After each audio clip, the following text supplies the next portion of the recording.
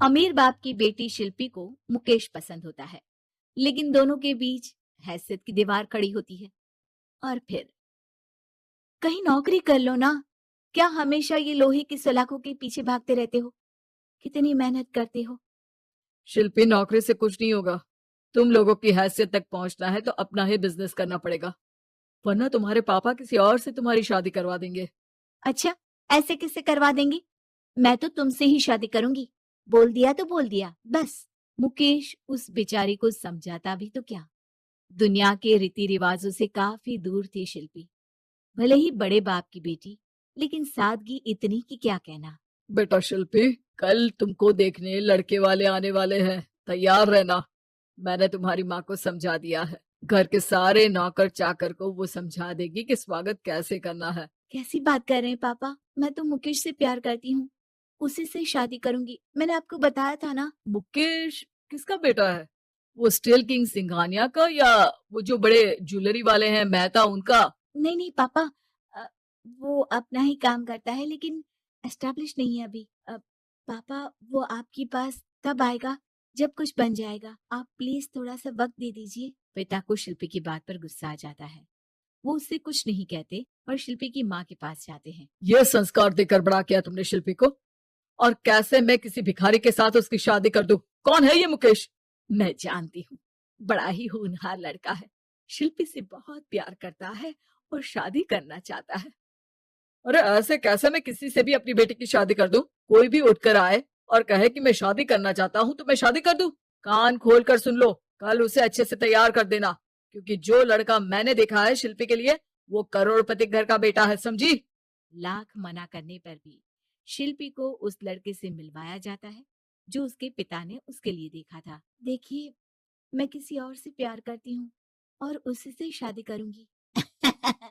ये तो बहुत अच्छी बात है कि तुम किसी और से प्यार करती हो, क्योंकि मैं भी किसी और से प्यार करता हूँ। लेकिन शादी तो हम दोनों को ही करनी होगी, जानती हो ना, ये बिजनेस और ये सारा कुछ। शिल्पी को समझ में नहीं आता कि वो क्या कह रहा है, लेकिन वो समझ जाती है कि वो लड़का भी किसी और से प्यार करता है। पिताजी, वो भी कह रहा था कि वो किसी और से प्यार करता है। हाँ तो करने दो ना, हमने तो नहीं रोका। तुम अपना देखो, शादी के लिए हाँ कर कर गया है वो। लेकिन क्यों?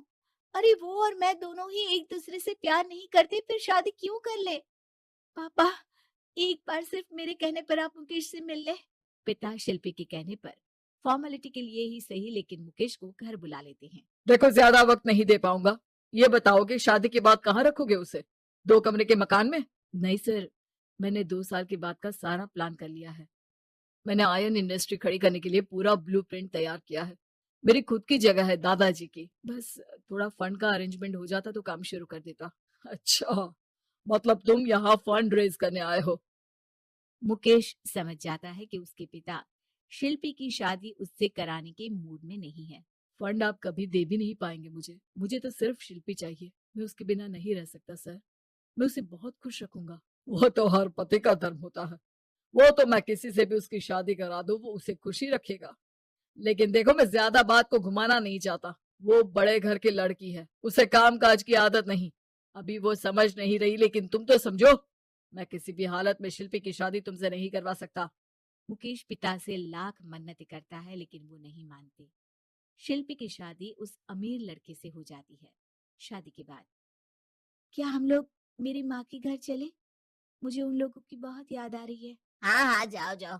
वैसे भी आज मैं अपनी गर्लफ्रेंड के साथ मसूरी जा रहा हूँ, तुम जा सकती हो। कैसी बात कर रहे हैं?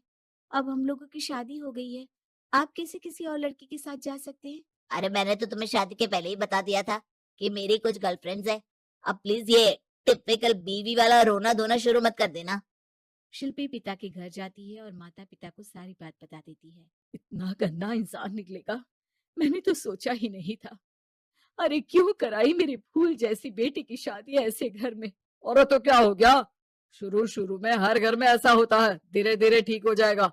और वैसे भी उन लोगों के साथ हम लोगों की एक बड़ी डील फाइनल हुई है, समझी? उन लोगों से रिश्ता बनाकर रखो, तभी पैसों की बारिश होगी। पापा, अब समझ में आया कि आपने मेरे साथ ऐसा क्यों किया। मुकेश आपके सामने गिड़गिड़ा कर गया कि वो मुझे बहुत खुश रखेगा, लेकिन आपने मेरी शादी एक ऐसे लड़के से करा दी जो किसी और लड़की से प्यार करता है और शादी सिर्फ समझौते के लिए कर रहा है। पापा, मैं जा रही हूँ, लेकिन इस घर में कभी पैर भी नहीं रखूंगी। आपने मुझे सामान की तरह इस्तेमाल किया। माँ शिल्पी को बहुत रोकती है, लेकिन वो एक नहीं सुनती। कुछ समय बाद, शिल्पी, मुझे नहीं लग रहा कि अब हम दोनों के बीच ये शादी और रह पाएगी। मैं किसी और से शादी करना चाहता हूँ। वैसे तुम परेशान मत हो ना, तुम्हारे पापा के साथ हम लोगों की डील जो चल रही है ना, वो नहीं रुकेगी, क्योंकि तुम बहुत अच्छी लड़की हो। ठीक है, मैं जा रही हूँ, तलाक के पेपर में साइन करके। लेकिन एक शर्त है, मैं कहाँ गई ये बात मेरे पिता तक नहीं पहुंचनी चाहिए। शिल्पी घर छोड़कर चली जाती है। वो एक नौकरी करती है और अपना जीवन खुद संभालती है। लेकिन एक दिन, शिल्पी जी, आपसे मालिक मिलना चाहते हैं। अब मुझसे क्यों? शिल्पी मालिक के कमरे में जाती है, जहाँ सामने मुकेश होता है। अरे आप, आपको देखकर बहुत खुशी हुई, बहुत बड़े आदमी बन गए। थैंक्स, पर तुम्हें नौकरी करने की क्या जरूरत पड़ गई? मैंने तो सोचा भी नहीं था कि तुम मेरी शिल्पी होगी। तभी वहां शिल्पी के पिता आ जाते हैं। शिल्पी, तुम्हारे बारे में माँ से पता चला। घर चलो बेटा, मुझे माफ कर दो। मुकेश, मैं यहाँ अपनी कंपनी के काम के लिए आया हूँ। तुम्हारी कंपनी की डील अगर हमें नहीं मिली तो हम बर्बाद हो जाएंगे। वैसे अब तुम चाहो तो शिल्पी की शादी मैं तुमसे कराने को तैयार हूँ। बस करिए पापा, ये क्या सौदा लख रखा है आपने? जिस कंपनी से आपकी डील हो, अपनी बेटी की शादी उसी के घर करा देते हैं।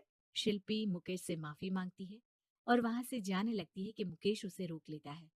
रुको शिल्पी, ये सब कुछ तुम्हारे लिए है।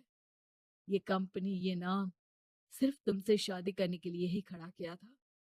मैं आज भी तुमसे बहुत प्यार करता हूँ।